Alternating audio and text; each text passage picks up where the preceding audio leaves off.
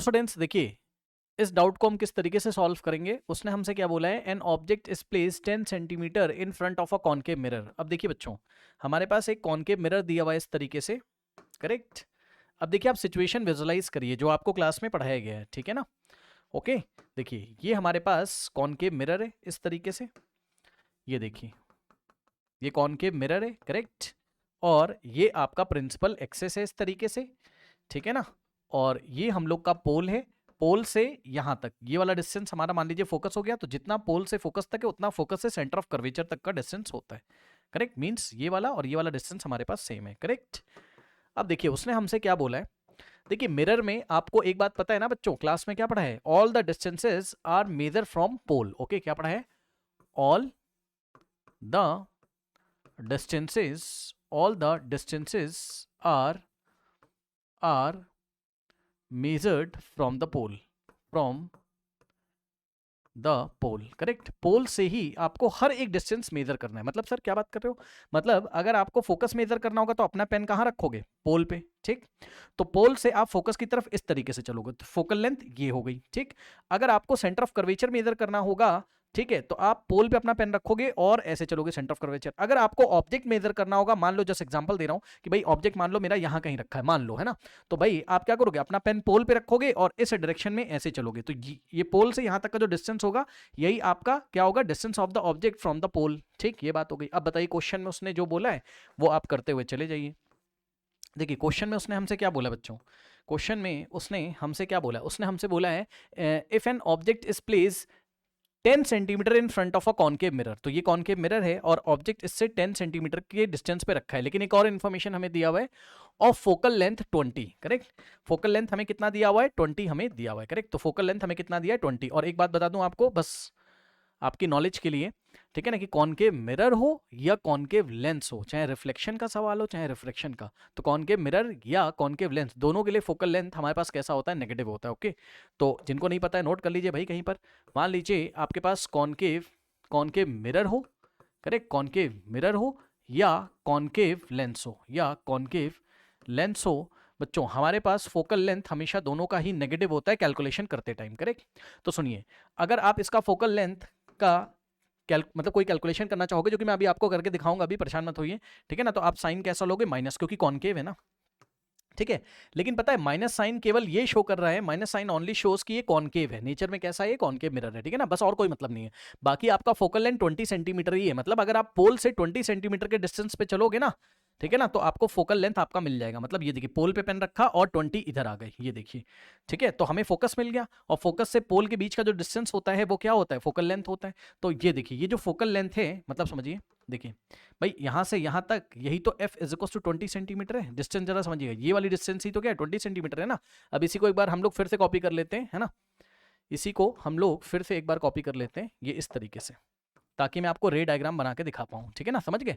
तो वहां आप डिस्टेंस दिखते रहिएगा, है ना, वहीं से मैं लूंगा, ठीक है ना। तो यहां से यहां तक हमारा कितना हो गया, 20। अब उसने हमसे क्या बोला है, उसने हमसे बोला है, अब ये पढ़िए जरा, an object is place 10 centimetre in front of a concave mirror. मतलब ऑब्जेक्ट कहां रखा है, 10 सेंटीमीटर पे। मतलब समझो भाई यहां से यहां तक अगर 20 है and all the distances are major from pole, तो पोल से ही हर एक डिस्टेंस मेजर करना है, तो पोल पे अपना पेन रखोगे और ऐसे चलोगे, तो भाई 10 यहां कहीं आएगा ना, नहीं समझे भाई, आप चेक करो ना भाई, यहां से यहां बेटा अगर 10 है, 20 है, ये पूरा अगर 20 है तो 10 कहां आएगा, इसके मिड पे आएगा कहीं, यहां कहीं, है ना।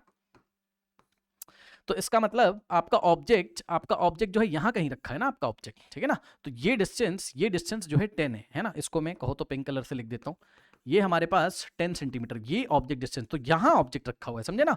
तो ऑब्जेक्ट को रखना है आपको, ये देखिए इस तरीके से ऑब्जेक्ट अगर आपको रखना आ गया स्टूडेंट्स, ठीक है। तो अब मैं इसका जो फेयर डायग्राम है यहां बना रहा हूं, तो इसका मतलब अब बताओ, अगर ऑब्जेक्ट आपका यहां कहीं पर है इस तरीके से, ठीक है ना, तो आप बताइए कौन सी ये पोजीशन है ऑब्जेक्ट की, object is between pole and focus वाली। और कॉनकेव एक ही केस में तो वर्चुअल इरेक्ट एंड मैग्नीफाइड बनाता है, कब, जब ऑब्जेक्ट कहां रखा रहता है, पोल और फोकस के बीच में। तो बस बाकी मैं आपको बना के दिखा दूंगा, ऐसा कुछ नहीं, कौन सा ऑप्शन हमारा सही हो जाएगा, वर्चुअल इरेक्ट एंड मैग्नीफाइड, ठीक है ना। भाई शेविंग मिरर वाला एग्जांपल आपने क्लास में पढ़ा हुआ है ना, ठीक है ना, कॉनकेव को एज अ शेविंग मिरर हम लोग यूज करते हैं ना, ठीक है ना। क्यों यूज करते हैं, ये वाला एग्जांपल देख लीजिए यहाँ पर, है ना, पोल और फोकस के बीच में हमारा फेस होता है और फेस हमें या मेकअप करने के लिए हम इसको यूज करते हैं, ठीक है ना। हमारा फेस इस तरीके से एनलार्ज दिखाई पड़ता है, सर कैसे, ये देखिए ये हमारा फेस है, ठीक, जो कि ऑब्जेक्ट है। मान लीजिए हमने अपने फेस को यानी कि ऑब्जेक्ट को हमने ए बी बोल दिया, ठीक है ना। अब अगर आप रे डायग्राम बनाएंगे तो किस तरीके से बनाएंगे बताइए। देखिए हम पॉइंट ए से 2 लाइट रे निकाल के लेके आएंगे, एक हम प्रिंसिपल एक्सेस के पैरेलल लेके आते हैं, तो जो प्रिंसिपल एक्सेस के पैरेलल है वो कहां से पास करेगी, फोकस से। भाई आफ्टर द रिफ्लेक्शन फोकस से पास करेगी, ये तो आपने क्लास में पढ़ा होगा। और दूसरी लाइट रे हम लोग कहां से लेके आएंगे, दूसरी लाइट रे हम लोग, ये थोड़ा बेटा ऐसे ही बस मिरर को बढ़ा ले रहा हूं, है ना, ठीक है। दूसरी लाइट रे हम लोग सेंटर ऑफ कर्वेचर के निशाने से लेके आते हैं, ये ऐसे, ठीक है ना, याद आया, ठीक है। ये इस तरीके से दूसरी लाइट रे हम लोग सेंटर ऑफ कर्वेचर के निशाने से हम लोग लेके आते हैं, करेक्ट। तो दूसरी लाइट रे कुछ इस तरीके से आएगी हमारी, ऐसे। बहुत अच्छा नहीं बन पा रहा है, एक सेकेंड, ये ऐसे, हाँ अब ठीक है, ठीक है। तो ये दूसरी लाइट रे एक्चुअल में होता क्या है, ये निकलती तो पॉइंट ए से ही, ऐसे जाएगी, मिरर पे टकराएगी, वापस आ जाएगी, क्योंकि आपको पता है सेंटर ऑफ कर्वेचर के निशाने से जो जाती है उसी पाथ पे आ जाएगी। अब यहाँ पे अगर आप अपनी आइज लगाएंगे इस तरीके से, यहाँ पर अगर आप अपनी आइज लगाएंगे तो ब्रेन क्या करता है, बैक ट्रेस करता है। पता है ना भाई, ब्रेन को क्या लगता है कि ये वाली लाइट रे देखो ये ऐसे आई, ऐसे है, तो रिफ्लेक्ट होकर जो हमारी आंखों में आती है तो ब्रेन बैक ट्रेस करता है, क्लास में सिखाया आपको, ठीक है ना। तो इस तरीके से इसको, इसकी बैक ट्रेसिंग इस तरीके से आप कराएंगे, ऐसे ऐसे ऐसे, ठीक। और अगर आप देखोगे तो ध्यान से चेक करिए बच्चों, जो दूसरी लाइट रे जो कि सेंटर ऑफ कर्वेचर के निशाने से, मतलब भाई इस तरीके से गई, क्योंकि सेंटर ऑफ कर्वेचर के निशाने पे थे तो रिफ्लेक्ट होकर हमारी आंखों में आई, तो ब्रेन इसको बैक ट्रेस करेगा। तो ब्रेन तो सीधा सीधा सोचता है, क्लास में पढ़ा है मैंने आपको, है ना। तो ये इस तरीके से dot dot dot dot dot dot dot करते करते, मतलब ब्रेन को लगेगा कि ये लाइट रे यहाँ कहीं से आ रही है। अब बताओ बेटा, इसमें क्या डाउट है, ठीक। तो अगर आप देखोगे तो ये वाला जो पॉइंट है, पॉइंट ए का इमेज यहाँ पे मिल गया ए डैश पे, करेक्ट। और यहाँ से हम क्या करेंगे, एक परपेंडिकुलर ड्रॉ करेंगे, ये इस तरीके से। अब क्योंकि पता है ये वर्चुअल वर्ल्ड में बना है भाई, पीछे अगर हम मिरर के कोई स्क्रीन रखेंगे, स्क्रीन पे तो इमेज मिलेगी नहीं, क्योंकि रियली थोड़ी ना मीट कर रही है लाइट रेज, ये ब्रेन को मीट करते हुए नजर आ रही है, यानी कि वर्चुअल इमेज है ना, रियल नहीं है, वर्चुअल है, करेक्ट। ये देखिए ए डैश बी डैश। अब बताओ, यही तो है, वर्चुअल इरेक्ट एंड मैग्नीफाइड हो गया, मतलब ऑब्जेक्ट से बड़ा ही तो हो गया, ठीक। एक चीज और दिखाऊं, देखिए जरा ध्यान से, यहां पर अगर आप देखेंगे बच्चों, ठीक है ना, अगर आप देखोगे इसी को अगर आप कैलकुलेशन से करना चाहो, मान लो उसने हमसे क्या पूछ लिया होता, इमेज डिस्टेंस भी हमसे पूछ लिया होता, वी भी अगर हमसे पूछ लिया होता, तो मिरर फॉर्मूला हम लोग लगा देते, है ना, मिरर फॉर्मूला हम लोग लगा देते क्या, 1/f is equals to 1/v और प्लस 1/u, ठीक है। तो वैल्यू रखिए जरा, 1/vf की जगह तो क्या रखते, -20 इज इक्वल्स टू 1/v की जगह, v हमें निकालना है, v क्या होता है इमेज डिस्टेंस, और प्लस 1/u की जगह हम लोग क्या रखते हैं, u is always negative, okay. Object distance हमेशा नेगेटिव होता है, करेक्ट, ये बात हमें पता है, नहीं पता जिनको सुन लीजिए, ऑब्जेक्ट डिस्टेंस हमेशा क्या होता है, नेगेटिव होता है ऑलवेज, ठीक है। तो ऑब्जेक्ट डिस्टेंस u का वैल्यू कितना दिया है 10, जिसको हम -10 रखेंगे जब हम कैलकुलेशन हम लोग करेंगे, ओके। तो यहाँ पर अगर आप देखोगे तो यहाँ हमने -10 रख दिया इस तरीके से, ठीक है ना। तो ये माइनस ऊपर जाएगा तो उसको हम -1/20 भी लिख सकते हैं, इज इक्वल्स टू 1/v और प्लस माइनस -1/10। और अगर आप ध्यान से चेक करेंगे तो यहाँ से ये इधर आएगा, तो क्या हो जाएगा, -1/20 तो था ही, और जब ये 1/10 इधर आएगा तो प्लस हो जाएगा, तो प्लस 1/10, ठीक है, इज इक्वल्स टू में 1/v। अब इसको सॉल्व कर लीजिए, ठीक।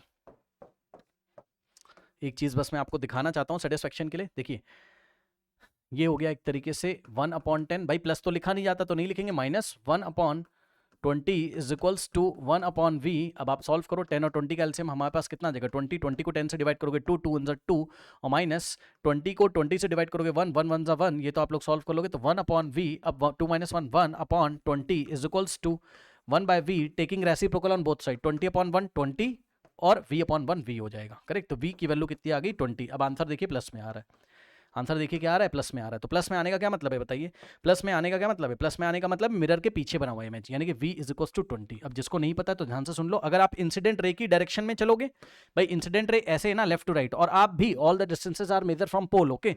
तो अगर आप पोल से डिस्टेंस मेजर कर रहे हो तो इस डायरेक्शन में ही तो चलोगे, तभी तो इमेज तक पहुंचोगे। तो आप जिस डायरेक्शन में चल रहे हो उसी डायरेक्शन में इंसिडेंट रे, इसलिए v का साइन कैसा आ रहा है, पॉजिटिव।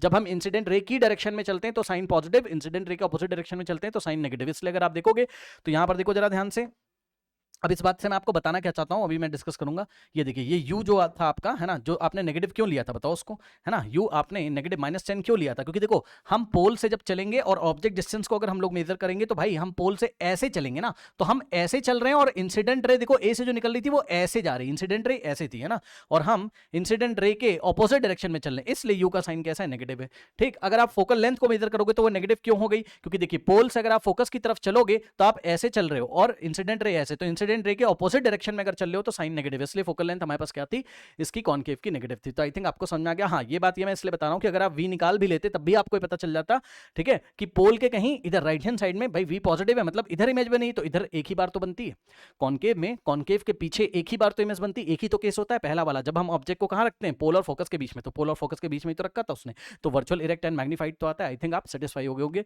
जो भी डाउट है क्लियर हो गया होगा। ओके।